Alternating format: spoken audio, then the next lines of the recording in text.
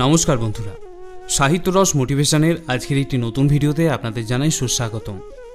ভারতবর্ষে যতগুলি উৎসব পালন করা হয় তার মধ্যে কৃষ্ণ জন্মাষ্টমী হল অন্যতম। এই দিনটিকে ভক্তির সাথে পালন করার জন্য আমরা সারা বছর অপেক্ষা করে থাকি। ভগবান শ্রীকৃষ্ণের লীলা সর্বজন বিদিত। কারোর কাছে কৃষ্ণ তো কারোর কাছে গোপাল গোবিন্দ, আবার কারোর কাছে মাধব বা কানহা নামে তিনি আদৃত। আমাদের মনে শ্রীকৃষ্ণ এমন একটি মনোমুগ্ধকর ছবি, যিনি পরম পুরুষোত্তম এবং সৃষ্টির জনক হওয়া সত্ত্বেও খুব আপন এবং সবচেয়ে পরিচিত বলে মনে হয়। আজ এই ভিডিওতে আমি শ্রীকৃষ্ণের জন্মাষ্টমী নিয়ে বিস্তারিত আলোচনা করব। জন্মাষ্টমী, যেখানে শ্রীকৃষ্ণের বাল্য রূপের আরাধনা করা হয়। সুসন্তান লাভের জন্য এবং পারিবারিক সুখ শান্তির জন্য আমরা প্রায় সবাই এই জন্মাষ্টমীর তিথি পালন করে থাকি। এই ভিডিওতে আমরা জানব 2025 সালে জন্মাষ্টমী কবে এবং কখন পড়েছে। এই দিন শ্রীকৃষ্ণের পূজা আমরা বাড়িতে কিভাবে সম্পন্ন করব, শ্রীকৃষ্ণের পূজার উপাচার এবং ভগবানের সন্তুষ্টি বিধানের জন্য জন্মাষ্টমীতে আমাদের কোন কাজগুলি অবশ্যই করা উচিত, এবং সর্বোপরি কৃষ্ণ জন্মাষ্টমীর মাহাত্ম্য নিয়ে এই ভিডিওতে আমি আপনাদের সঙ্গে আলোচনা করব। আমি আশা করব এই ভিডিওটি থেকে আপনি অনেক কিছু তথ্য পেয়ে যাবেন। প্রথমেই আপনাকে জানাবো এই বছর অর্থাৎ 2025 সালে জন্মাষ্টমী তিথি কবে এবং কখন পড়েছে।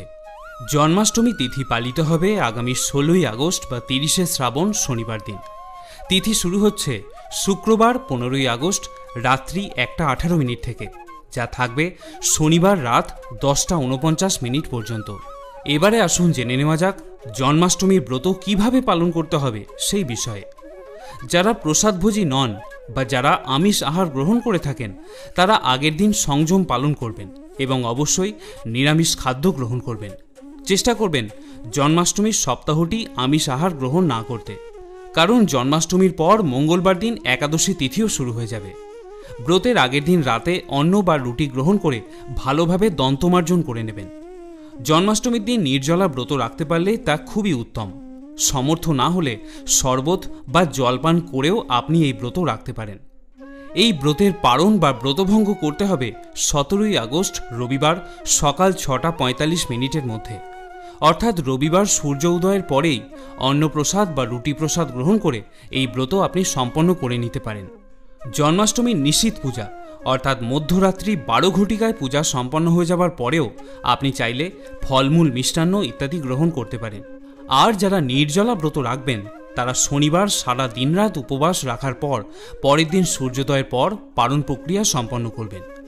অনেকে প্রশ্ন করেছেন যে ব্রতের সংকল্প কখন করতে হবে।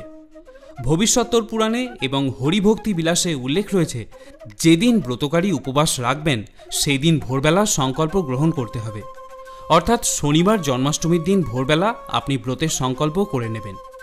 ব্রতের দিন ভোরবেলা স্নান পর্ব সেরে নেবেন এবং তারপর পরিষ্কার বস্ত্র পরিধান করে ভগবানের চরণে তুলসী পাতা এবং পুষ্প নিবেদন করবেন।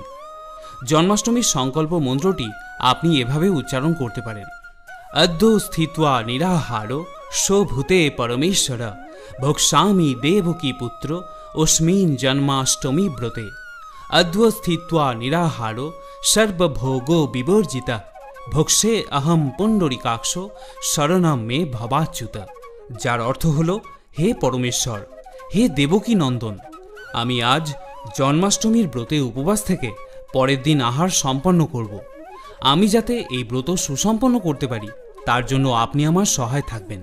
এখানে বলে রাখি, শুধুমাত্র জন্মাষ্টমীর ব্রত নয়, যে কোনো ব্রত সম্পন্ন করার পূর্বে এই সংকল্প অবশ্যই গ্রহণ করতে হয়। এর মাধ্যমে আমরা ভগবানকে প্রার্থনা জানাই যাতে তিনি আমাকে ব্রত সম্পন্ন করতে সাহায্য করেন। এই যে সারা দিনরাত উপবাস থাকা, এটা কি আমরা নিজেদের শরীরের শক্তি দিয়ে করতে পারবো? না, কারণ আমাদের নিজেদের কোনো শক্তি নেই। আমাদের সকল শক্তির উৎস ভগবান স্বয়ং। তাই কৃতজ্ঞতা স্বরূপ ভগবানের কাছে প্রার্থনা করতে হয় যাতে সেই শক্তি আমরা তার কাছে পাই।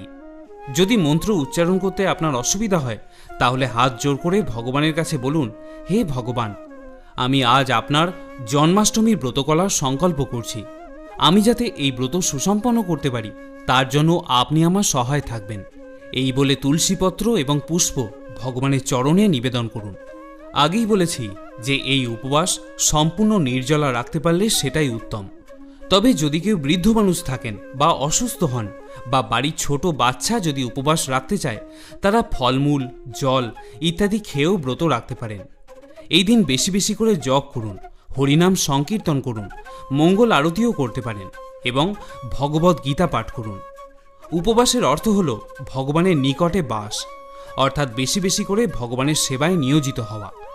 অনেকের মনে প্রশ্ন থাকে যে জন্মাষ্টমীতে কি বাড়িতে সকালে ভোগ দেওয়া যায় নাকি মধ্যরাত্রিতেই ভোগ দিতে হয়।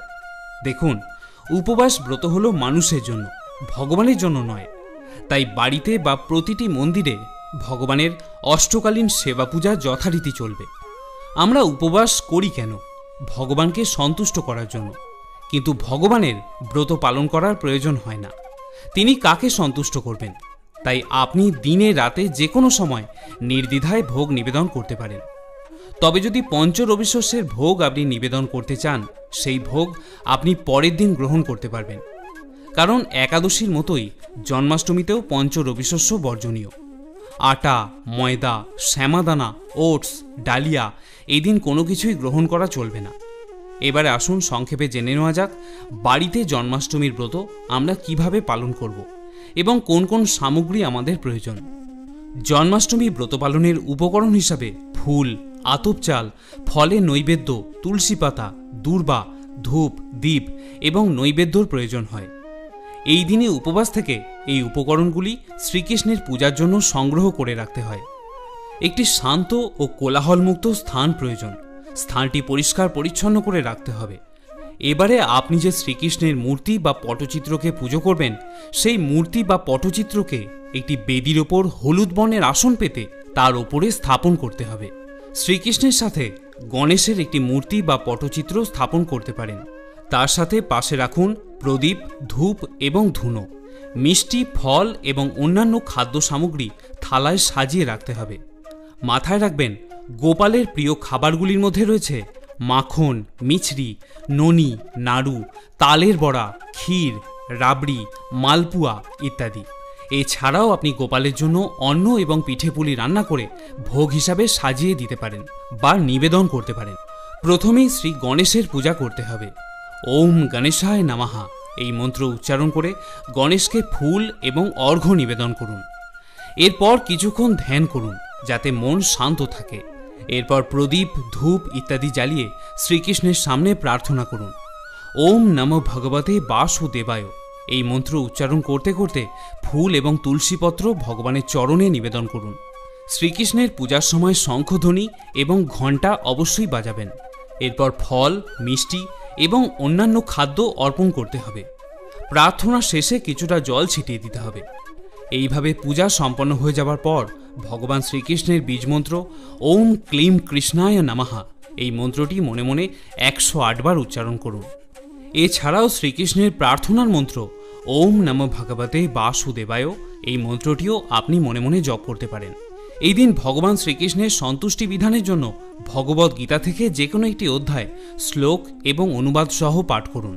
এইভাবে পূজা সম্পন্ন করার পর জন্মাষ্টমীর ব্রত মাহাত্ম্য কথাটি একবার হলেও পাঠ করুন বা শ্রবণ করুন। এখানে বলে রাখা প্রয়োজন, ব্রতকথা পাঠ না করলে যে কোনো ব্রতই অসমাপ্ত থাকে। প্রিয় শ্রোতা বন্ধুরা, শ্রীকৃষ্ণের জন্মতিথি ভাদ্র মাসের শুক্লা অষ্টমীতে জন্মাষ্টমী পালন করে থাকেন সনাতন ধর্মাবলম্বীরা। তারা বিশ্বাস করেন, পাশবিক শক্তি যখন সত্য, সুন্দর এবং পবিত্রতাকে গ্রাস করতে উদ্যত হয়, তখনই ধর্ম সংস্থাপনের জন্য ভক্তের প্রার্থনায় সাড়া দিয়ে ঈশ্বর স্বয়ং অবতার রূপে পৃথিবীতে আসেন। ষড়গুণ অর্থাৎ শৌর্য, বীর্য, তেজ, জ্ঞান, শ্রী এবং বৈরাগ্য সম্পন্ন পূর্ণ অবতার রূপে তিনি প্রকাশিত হন। তাই আপনিও এই জন্মাষ্টমীর ব্রত নিষ্ঠার সঙ্গে পালন করুন এবং অন্যকে পালন করতে উৎসাহ দিন। আজকের মতো ভিডিওটি এখানেই শেষ করছি। যদি কোনো প্রশ্ন বা মতামত আপনার মনে থাকে তাহলে নিচের কমেন্ট সেকশনে আমাকে জিজ্ঞাসা করতে পারেন। আমি আপনার প্রশ্নের উত্তর অবশ্যই দেব।